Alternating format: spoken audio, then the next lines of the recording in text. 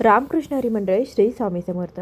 चातुर्मासामध्ये यापैकी कोणताही एक नियम पाळा, भगवान श्रीहरी विष्णूंची कृपा प्राप्त होईल आणि तुमची कठीणातील कठीण इच्छा पूर्ण होईल.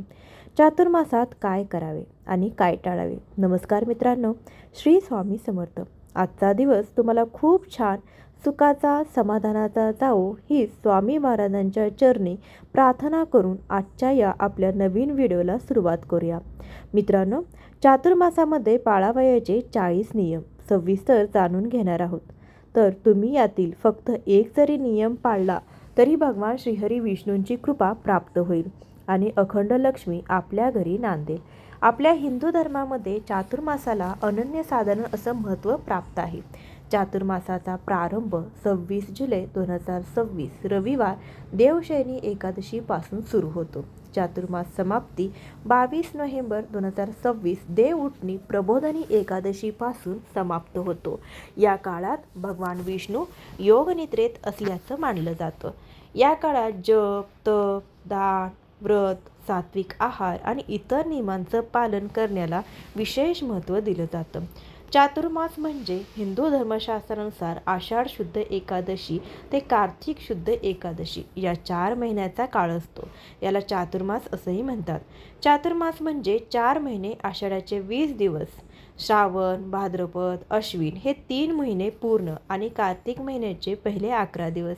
सर्वसामान्य लोक चातुर्मासात एखादे व्रत करतात तर काही नियम पाळतात. या काळात हिंदू धर्मात अनेक व्रत, उपासना केल्या जातात. या काळात हिंदू धर्मात वर्णिलेल्या संस्कारापैकी मुंज, पवित्र संस्कार, विवाह, दीक्षाग्रहण, यज्ञ, गृहप्रवेश, भूदान इत्यादी शुभ कामे केली जात नाहीत. तर यंदाच्या चातुर्मासात यापैकी एक नियम तुम्ही अवश्य नक्कीच पाळा. 1. गणपतीला लाल फूल म्हणजेच तुम्ही जास्वंद देखील म्हणजे जास्वंदीचे लाल फूल अर्पण करू शकता. हा देखील नियम तुम्ही नित्यनेमाने करू शकता. 2. चातुर्मासात 4 महिने दररोज तुळशीसमोर हळदीने स्वस्तिक काढावे.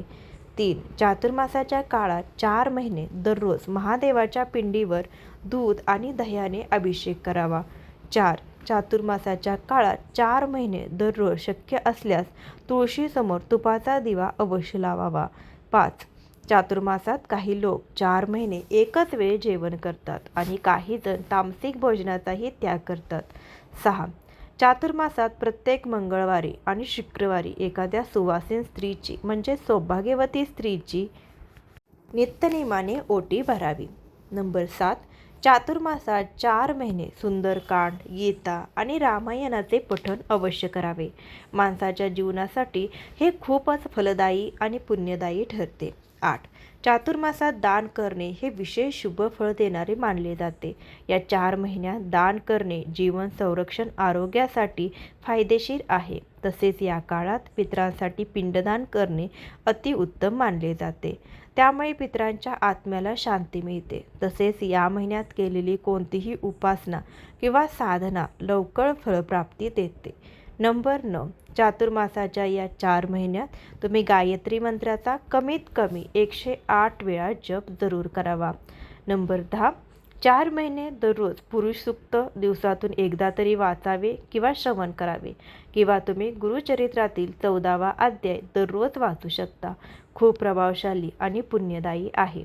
नंबर 11. चातुर्मासामध्ये भगवान विष्णू योगनिद्रेत जातात. या दिवसात त्यांची पूजा आराधना करणे अतिशय शुभ मानलं जातं. तसेच दररोज ओम नमो भगवते वासुदेवाय नमः या मंत्राचा दररोज जप करावा. म्हणजेच भगवान विष्णू आपल्यावरती प्रसन्न होतात. नंबर 12. चातुर्मासामध्ये येणारा श्रावण महिन्यात भगवान शंकराची पूजा अर्चना केली जाते. हा श्रावण महिना भगवान शिवशंकरांना अतिशय प्रिय मानला जातो.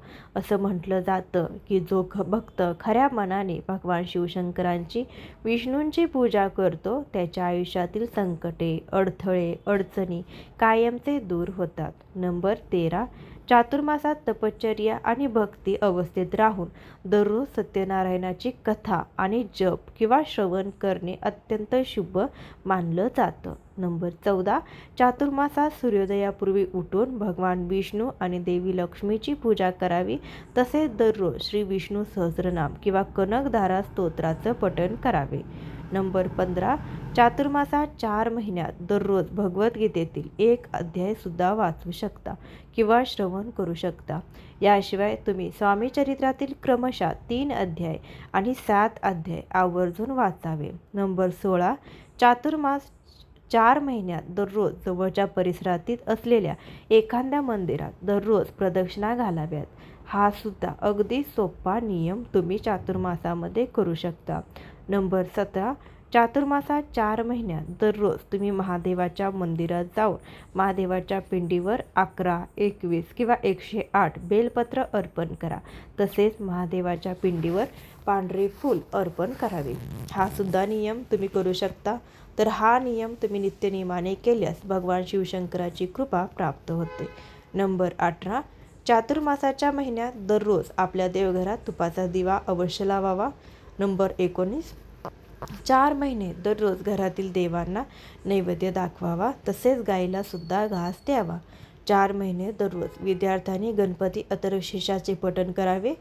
नंबर 21, चातुर्मासात उपवास, जप, पवित्र नद्यामध्ये स्नान, दान, भोजन करणे हे अत्यंत फलदायी मानलं जातं. या महिन्यात धार्मिक कार्य केल्याने विशेष फळ प्राप्त होते आणि भगवान श्रीहरीची विष्णू कृपा आपल्यावरती सदैव राहते. नंबर 22, चातुर्मासात 4 महिने दररोज श्रीकृष्णाला आणि भगवान श्रीहरी विष्णूला तुळस अर्पण करावी. चातुर्मासातील प्रत्येक शुक्रवारी श्रीसूक्ताचे 11 वेळा दररोज नित्यनियमाने पठण करावे. 24, चातुर्मासातील या 4 महिन्यात बेलाच्या झाडाखाली दररोज संध्याकाळी अवश्य दिवा लावावा. बेलपत्राचे झाड हे महादेवाचे रूप आहे म्हणून त्याची अवश्य पूजा करावी. अशा प्रकारे उपासना केल्यास आपल्याला शुभ फळ लवकरच प्राप्त होते. 25, चातुर्मासात एकच वेळ जेवण करणे हे उत्तम मानले जाते. या 4 महिन्यात तुम्ही जेवढे सात्विक आहार कराल तेवढे चांगले. श्रावणात भाजीपाला, भाद्रपदात दही, अश्विनमध्ये दूध आणि कार्तिक महिन्यात डाळीचा त्याग करावा. या काळात शक्यतो पाण्याचा वापर जास्तीत जास्त करावा. शक्य तितके मन भगवंतामध्ये गुंतवून ठेवण्याचा प्रयत्न करावा. 26, तुम्ही श्रीकृष्णाच्या मूर्तीवर, फोटोवर किंवा जे काही रूप तुमच्याकडे असेल तर श्रीकृष्णाचा फोटो असेल किंवा भगवान विष्णूंचा असेल किंवा श्री विठ्ठलांचा फोटो असेल त्यावर तुम्ही दररोज पारिजातकाची फुले अर्पण करू शकता. अशा पद्धतीने तुमच्याकडून 4 महिन्यामध्ये 1,00,000 पारिजातकाची फुले अर्पण झाली पाहिजेत. नंबर 27, श्रीहरी विष्णूंना लक्ष तुळशी अर्पण करणे म्हणजे 1,00,000 तुळशीची पानं तुम्ही या 4 महिन्याच्या काळात अर्पण कराल तर या पद्धतीने देखील तुम्ही संकल्प घेऊ शकता. नंबर 28, त्याचबरोबर हे 4ही महिने तुम्ही दुर्गा सप्तशतीचा दररोज पाठ करू शकता म्हणजे आपल्या कुलदेवीची सेवा करू शकता. नंबर 29, याचबरोबर गुरुचरित्राचे पारायण करू शकता. संक्षिप्त गुरुचरित्राचे पारायण करू शकता. नंबर 30, नवनाथ पारायण करू शकता. तुम्ही शिवलीला अमृत या ग्रंथाचे पारायण देखील करू शकता किंवा शिवलीला अमृतातील 11वा अध्याय आहे त्याचे सुद्धा तुम्ही दररोज पठण किंवा वाचन करू शकता. नंबर 31, त्याचबरोबर श्री गणेशांना लक्ष दुर्वार्चन 1,00,000 दुर्वा तुम्ही गणपती बाप्पांना या 4 महिन्याच्या काळामध्ये अर्पण करा. या पद्धतीचा देखील तुम्ही संकल्प तुम्हाला घेता येईल. 32, आषाढी एकादशीपासून ते कार्तिकी एकादशीपर्यंत महादेवाला या 4 महिन्यामध्ये 1,00,000 पांढरं फूल अर्पण करतात. म्हणजेच रोज असं काही ठरलेलं नाही की रोज 2,000 असं काही नाही. रोज म्हणजे या 4 महिन्यामध्ये 1,00,000 फुलं जी आहेत तर ती मोजून शिवलिंगाला अर्पण करतात. 13, बरेच जण कांदा, लसूण, वांगी हे 4 महिने सोडतात आणि कांदा, लसूण न टाकता जे काही पदार्थ बनवता येतात तर ते पदार्थ खातात आणि काही भाज्या, वरण यामध्ये कांदा, लसूण वापर केला जात नाही. त्याशिवाय जेवण बनवलं जातं आणि ते खाल्लं जातं. त्याचबरोबर वांगेसुद्धा या 4 महिन्यामध्ये खाल्ली जात नाहीत. 34, याशिवाय या चातुर्मासात तुम्ही दानधर्म भरपूर करू शकता. आपल्या पितरांच्या नावे दानधर्म करू शकता किंवा तुम्ही बघा या 4 महिन्यामध्ये एखाद्या गरजू गरीब व्यक्ती असेल एखाद्या मंदिरामध्ये रोजच्या रोज तुम्ही शिदा देखील देऊ शकता. 35 या चातुर्मासामध्ये बाळकृष्णाला जर तुम्ही तुळशीपत्र किंवा मंजुळा अर्पण करण्याची सेवा करत असाल तर तुम्ही गुरुवारी किंवा बुधवारी या सेवेला जी आहे तर ती सुरुवात करू शकता. अगदी चातुर्मासातील कोणत्याही दिवसापासून तुम्ही कोणत्याही व्रताला सुरुवात केली तरी सुद्धा चालू शकते. 36 हे 4 महिने भगवान श्री हरी विष्णूंची सर्वात प्रभावी सेवा म्हणजे विष्णू सहस्रनामाचा दररोज तुम्ही पठण करू शकता किंवा विष्णू सहस्रनामावली म्हणत म्हणत तुम्ही आपल्या देवघरातील बाळकृष्णाची मूर्ती जी आहे तर त्यांना तुळशीपत्र अर्पण करू शकता किंवा पिवळी फुलं जी आहे तर ती देखील अर्पण करू शकता. नंबर 37 याचबरोबर तुम्हाला जे काही पारायण करण्याची इच्छा आहे, जे काही स्तोत्र मंत्र पठण करण्याची इच्छा आहे पण काही अडचणीमुळे काही कारणाने त्यापर्यंत तुम्हाला शक्य झालं नाही तर तुम्ही करू शकला नाही तर या चातुर्मासामध्ये संकल्प घेऊन 4 महिने तुम्ही जे आहे तर ती सेवा करू शकता. संकल्प आषाढी एकादशीला घेण्यात झालं नाही तर हरकत नाही.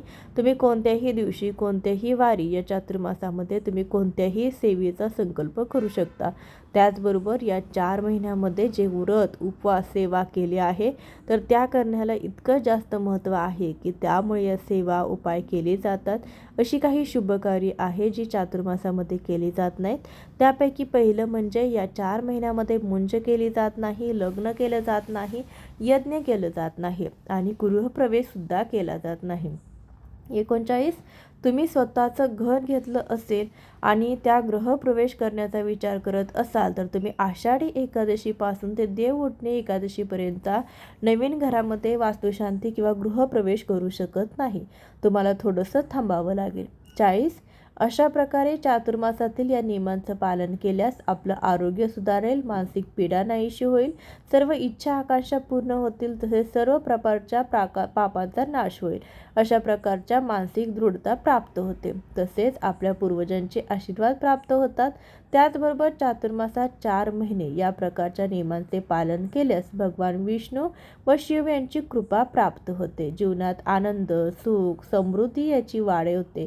तुमच्या जीवनामध्ये त्याग, समर्पण याची भावना वाढते. मित्रांनो, उपयुक्त व्हिडिओ आवडला असेल तर व्हिडिओला लाईक करा. मित्रपरिवारांसोबत हा व्हिडिओ जास्तीत जास्त शेअर देखील करा. श्री स्वामी समर्थ. परत भेटू. धन्यवाद.